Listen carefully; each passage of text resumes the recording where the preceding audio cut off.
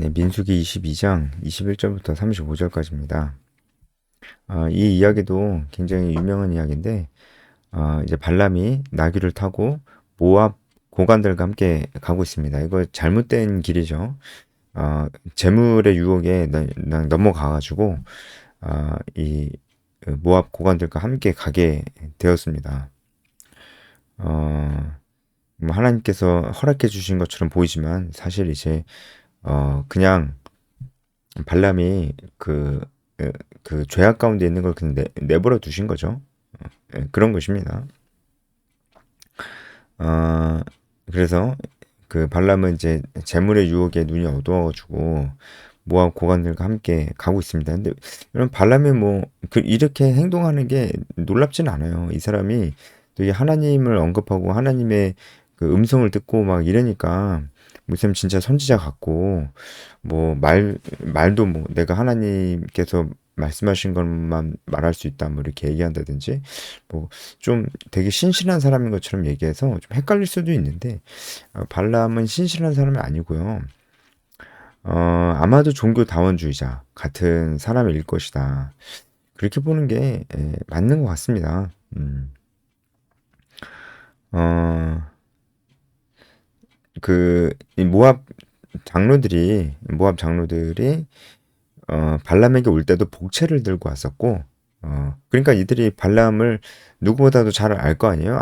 아니까 찾아왔겠죠? 그죠? 어, 근데 그런 발람은 복채를 받고 저주를 해주는 사람이라고 알고 온 겁니다.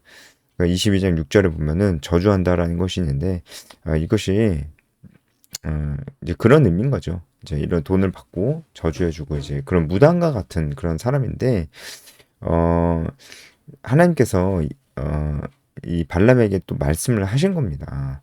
이제 발람이 이제 그걸 듣고 하나님의 말씀만을 얘기할 수 있다. 근데 하나님께서 말씀하신 것만 듣는 게 아니고 귀신의 얘기에서 듣고 그런 다원주의자, 그런 무당 같은 자. 아, 근데 겉으로 보기에는 하나님의 신앙이 있는 것 같아 보이는 이제 좀 그런 거짓 선지자, 이제 그런 사람이었다고 볼 수가 있습니다. 그러니까 당연히 뭐 재물을 많이 준다고 하고, 이제 명예도 준다고 이제 하고 하니까, 이제 이들과 함께 이제 가게 된 거죠. 가는데, 어, 네, 이제 가고 있는데, 나귀를 타고, 네, 나귀의 안정을 지우고 갑니다. 뭐 중요한 건 아니지만, 여기 나귀는 암나귀라고 합니다. 가는 길에 이제 사건이 이제 일어나죠. 어, 하나님께서 허락하신 것임에도 불구하고 하나님께서 그가 이제 모압 고관들과 함께 따라가니까 그것으로 인해서 진노하셨습니다. 이게 이상한 게 아닙니다. 하나님 가라고 한 게 아니고요. 자기가 간다고 하니까 그냥 허락하신 건데 그것이 당연히 하나님 보시기에 진노할 만한 것이죠. 예. 그죠? 그래가지고 여호와의 사자가 그를 막으려고 했습니다. 하지만 발람은 보지 못하죠. 나귀가 그것을 보죠. 그리고 여기서 여호와의 사자는 천사를 가르치는 것입니다. 어, 23절에 보면은 나귀가 여호와의 사자가 칼을 빼어 손에 들고 길에 선 것을 보고 길에서 벗어나 밭으로 들어간지라. 아, 이렇게 나옵니다. 여기서 들어간지라, 밭으로 들어간지라에 해당하는 그 히브리어 원형 얄라크는 이 발람이 모압의 고관들과 함께 동행하다라고 했을 때 쓰였던 그 단어와 이제 같습니다.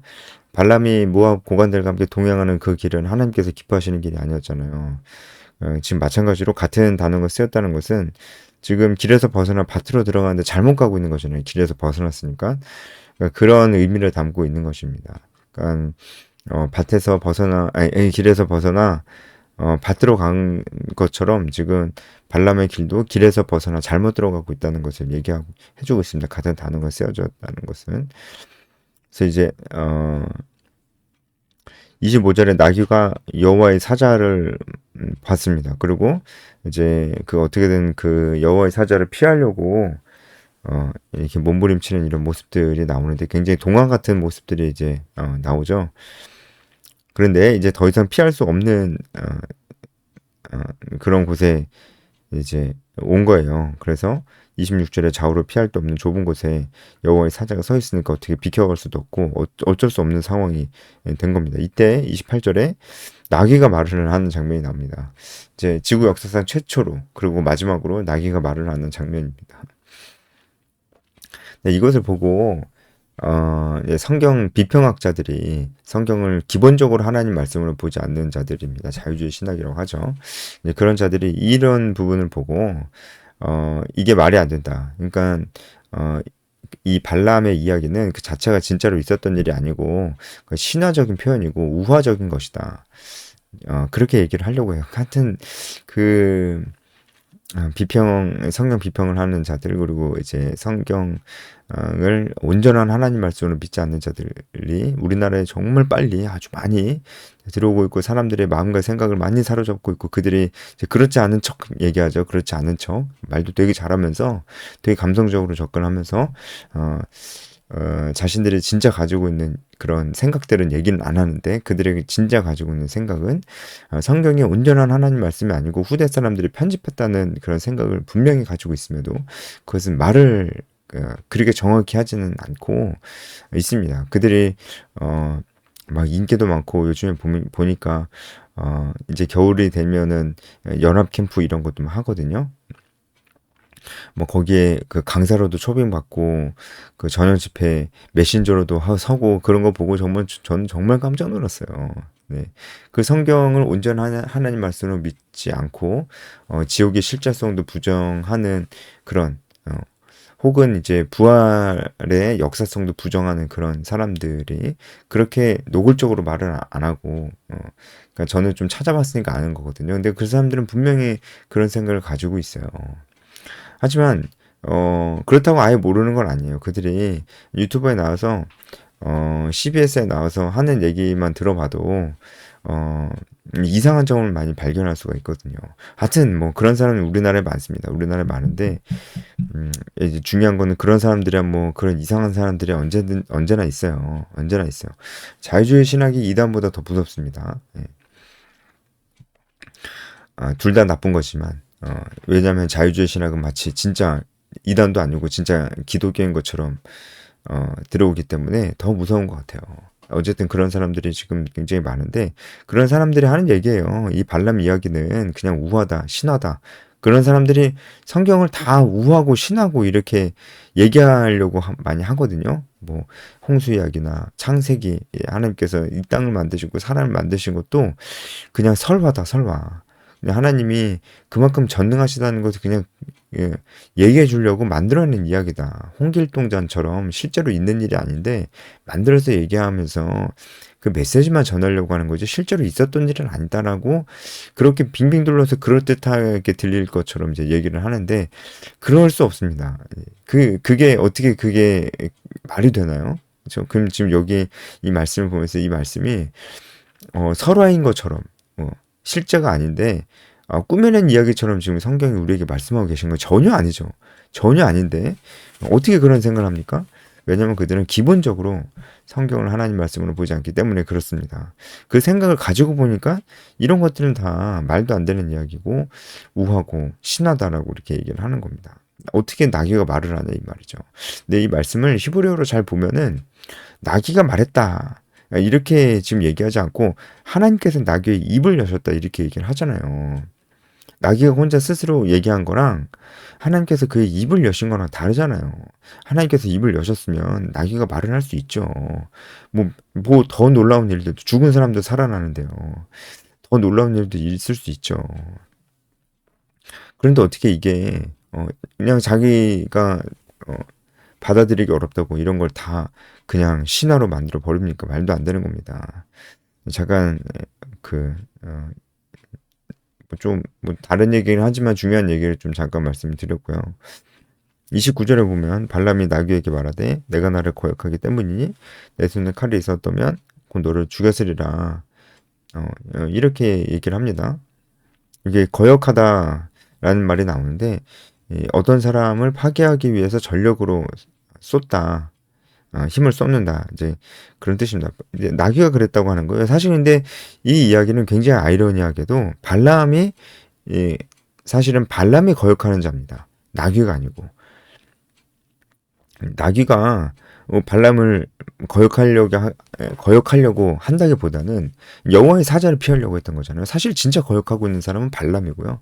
발람이 누굴 거역하고 있습니까? 하나님의 말씀을 거역하고 있죠.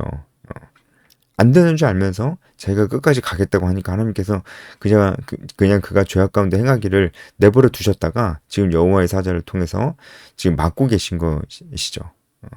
지금 열심히 하나님을 거역하고 있는 중이죠. 본인이 거역하고 있는 건데 그것도 모르고 오히려 나귀 탓을 하고 있는 것입니다. 이때 31절에 하나님께서 발람의 눈을 밝히셨는데 여호와의 사자가 손에 칼을 빼들고 길에 선 것을 보았습니다. 그리고 바로 머리 숙이고 엎드렸습니다. 이걸 봐도 우리가 한 가지 생각해 볼 만한 거는 발람이 거짓 선지자이고 무당같이 그런 다원주의자이긴 하지만 하나님의 음성을 어쨌든 들었던 사람이에요. 그런데 지금 그가 재물의 유혹, 명예의 유혹에 빠지고 난 다음에 거기에 마음을 완전히 뺏겨버리고 나니까 그 다음에 하나님의 뜻이 보이질 않는 거예요. 어쨌든 하나님의 말씀을 들었었던 사람인데 그런 것들이 이제 들리지가 이제 않는 겁니다. 그런데 하나님께서 그의 눈을 밝히셨을 때, 하나님께서 발람의 눈을 밝히셨을 때 그때서야 여호와의 사자가 보였다라고 하는 것은 이것은 정말 우리도 이러진 않은가라는 생각을 해봐야 돼요. 우리가 발람처럼 뭐 거짓 선지자거나 다원주의자가 아니지만 이런 면에서는 우리도 똑같은 함정에 빠질 수 있다는 거죠. 우리도 이제 재물의 유혹이나 뭐 명예의 유혹이나 세상의 다른 것들이 우리 마음의 중심에 들어와서 앉아 있으면은 우리 눈이 마치 가리워진 것처럼 보이질 않는다는 거죠. 하나님 뜻대로 사는 것이 어떤 삶인지 그런 건 생각 별로 잘 안 하고 그리고 그것이 굉장히 힘들고 어려워 보이고 그리고 무엇보다 그렇게 살고 싶지가 않아요. 내 눈이 그런 삶을 딱 봤을 때 만약에 뭐 주변에 그렇게 사는 사람을 봤을 때 별로 쟤는 참 대단하다 이런 생각만 들지 나도 저렇게 살아야 되겠다는 생각은 들지 않는 겁니다. 그것이 우리 눈을 가려운 것이죠. 우리 마음의 중심에 있는 하나님의 말씀이 아닌 다른 어떤 것들이 우리 눈을 멀게 한 것인데 지금 발람이 딱 그랬었어요. 그래서 이 발람이 눈이 완전히 멀어가지고 잘못된 길로 가고 있는 이것을 보면서 우리도 그러고 있지는 않는가 생각을 해봐야 되는 것입니다. 어떻게 기도해야 되겠습니까? 하나님께서 우리 눈을 열어주셔서 저는 영안이라는 표현을 별로 좋아하지는 않습니다. 영적인 눈을 띄워주셔서 이게 뭐 무슨 좀 약간 표현이 좀 그래요. 그거보다는 하나님 저에게 지혜를 주세요. 하나님 저에게 지혜를 주시고 성령 충만하게 해주세요. 이런 기도가 훨씬 더 좋은 것 같습니다. 영안 이런 거는 조금 약간 샤머니즘적인 용어인 것 같아요. 그럼 뭐 영안이 떼어진다고 뭐가 환상이 보이고 꼭 뭐가 눈으로 진짜 뭐가 보여야 될 것 같잖아요. 그런 건 아니죠. 이제 진짜 어떤 눈으로 뭔가를 보고 싶다는 게 아니고 지혜를 달라는 거잖아요. 그죠? 분별할 수 있는 그런 지혜를 달라는 거잖아요. 그래서 지혜를 주십시오. 하나님 성령 충만하게 해주십시오. 이렇게 기도하는 게 더 나을 것 같은데 우리도 그렇게 기도해야 될 필요가 있습니다. 그래서 하나님 우리 기도를 들으시고 우리가 진짜 분별할 수 있는 분별력, 우리가 지혜가 생긴다면은 제일 먼저 내 자신을 돌아볼 겁니다. 그게 진짜 지혜니까요. 어떻게 보면 이제 그게 진짜 영안이죠. 내 자신을 먼저 보는 거예요. 내 자신을 먼저 봤을 때 반란 같은 모습이 있을 수 있다는 거죠. 세상에 어떤 그런 삶이 더 좋아 보이고 그래서 하나님이 안 계시다, 하나님 밉다 이런 얘기는 절대로 안 하지만 하나님이 2순위로만 밀린 것 뿐입니다. 3순위도 아니고 딱 2순위로 하나님이 밀리고 1등은 다른 것들에게 내준 겁니다. 이제 그렇게 됐을 때 사람이 자기가 마음이 지금 자기 마음의 중심에 1등이 하나님이 아니라는 것을 잘 모를 수 있어요. 그러면 발람처럼 되는 겁니다. 그때 우리는 그렇게 기도해야 된다는 거죠. 하나님, 우리에게 지혜를 주세요. 분별력을 주세요. 그러면서 자기 마음을 돌아보면서 내가 정말 발람처럼 눈이 멀어 있는 것은 아닌가. 우리가 좀 생각을 해봐야 되는 것입니다. 34절을 보면은 발람이 이렇게 얘기를 합니다. 당신이 이를 기뻐하지 아니하시면 나는 돌아가겠나이다. 이 얘기를 들어보면 마치 발람이 회개하고 있는 것 같아요. 근데 여러분 원어를 보면은 전혀 회개하고 있는 것이 아닙니다. 일단은 이후 내용도 쭉 이어지는데 발람이 결국 돌아갔나요? 돌아가지 않았잖아요. 물론 여호와의 사자가 그냥 가라 이렇게 얘기를 했지만 이것도 여호와의 사자가 그러니까 하나님께서 어, 발람이 여전히 여호와의 사자를 눈으로 보고도 여전히 자기가 잘못했다고 생각하지 않고 여전히 그 마음속에 세상의 유혹이 꽉 차 있었기 때문에 그걸 아시고 그냥 그가 계속 죄악 가운데 행하도록 내버려 둔 것이고 하지만 그 이르는 말만 해라 이렇게 얘기하신 것은 그가 죄악 가운데 그는 자신의 죄악 가운데 행하지만 오히려 그것을 통해서 하나님께서 이스라엘을 택하시고 축복하신다는 것을 드러내시려고 하시는 것이죠. 그렇습니다. 예, 그렇습니다. 그래서 여기 34절에 당신이 이를 기뻐하지 아니하시면 나는 돌아가겠나이다. 이게 마치 회개하는 것 같지만 회개하는 것이 아니다. 그 이후에 스토리 전개를 봐도 발람은 회개하지 않았다. 그러면 왜 이렇게 얘기하는 거냐? 이건요. 간단히 말씀드리면 아주 능글맞게 그냥 이 상황만 모면하려고 하는 것입니다. 자기가 그렇게 잘못했다 생각 안 하고요. 아주 능글맞게 그냥 그렇게 얘기하고 있는 것입니다. 여기 하나씩 좀 살펴보면은 34절에 당신이 나를 막으려고 이런 표현을 씁니다. 근데 막으려고 하는 이 말이 히브리어로 쓰이는데 네, 레사탄이라는 히브리어가 쓰이는데요. 이 레사탄이라는 단어가 22절과 32절에 다 나와요. 그런데 이 34절에 나오는 막으려고는 이 레사탄이 쓰이지 않고 다른 단어가 쓰입니다. 한글로는 다 막으려고라고 번역이 돼 있어요. 그런데 34절에 있는 이 막으려고라는 표현만 다른 히브리어가 쓰였는데 리크라티라는 그래서 이제 그 원형은 키라입니다. 키라라는 히브리어가 이제 쓰였는데 이것은 일반적인 의미에서 평범한 만남을 얘기하고 있어요. 그러니까 어, 여호와의 사자를 딱 보면서 내가 뭔가 잘못하고 있구나. 지금 내가 뭔가 잘못된 길을 가고 있구나. 이렇게 생각한 게 아니고 그냥 뭐 웬일인지는 잘 모르겠지만 그냥 나를 그냥 맡고 계시는구나. 이 길로 그냥 말 그대로 자기가 모압 고관들을 따라가는 것이 잘못됐다고 전혀 생각하지 않고 그게 그렇게 대수로운 일이 아니라고 생각하는 겁니다.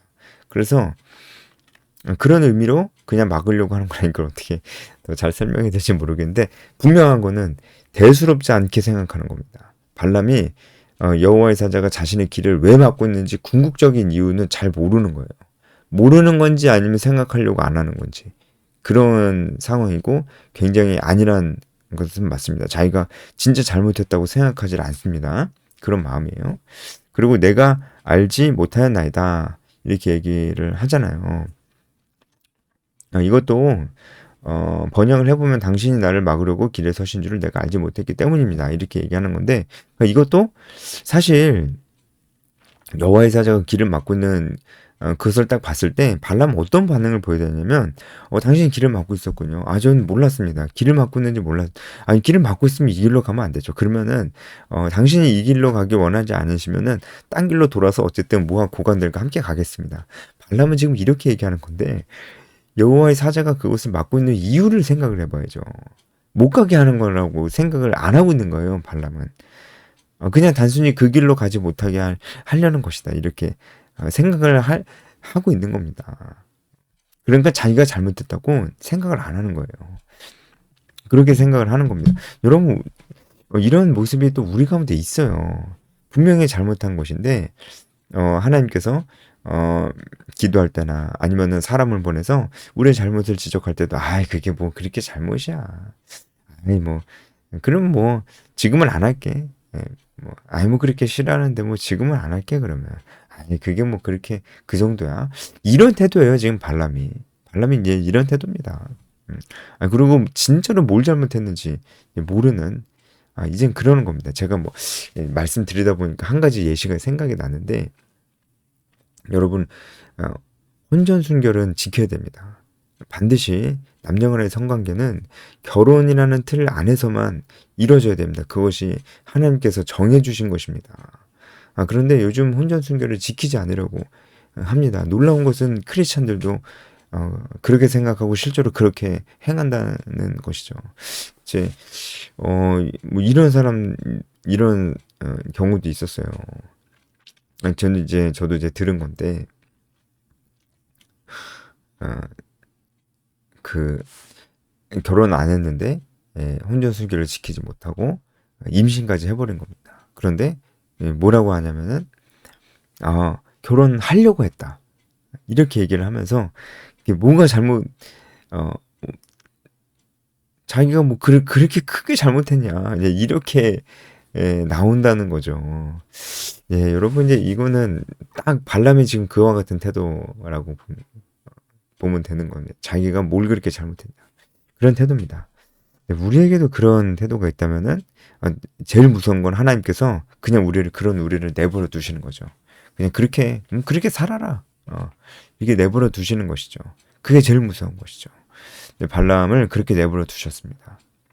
왜냐하면 발람이 그 마음에 완고했기 때문에 자기는 잘못한 것이었고 그런 것들이 생각도 안 나고 생각하고 싶지도 않고 그냥 맡고 계시면 다른 길로 갈게요. 그냥 이런 식으로 능글맞게 하려는 그런 마음이 하나님 보시기에 정말로 죄악이었습니다. 그래서 하나님께서는 이미 이제 발람을 내버려 두시고 그래도 가라고 허락을 하시는 거는 발람을 통해서 하나님께서 발람이 잘해서가 아니라 그냥 발람을 통해서 하나님께서 이스라엘에게 축복을 하시려고 하시는 것입니다. 네, 오늘 여기까지 하겠습니다.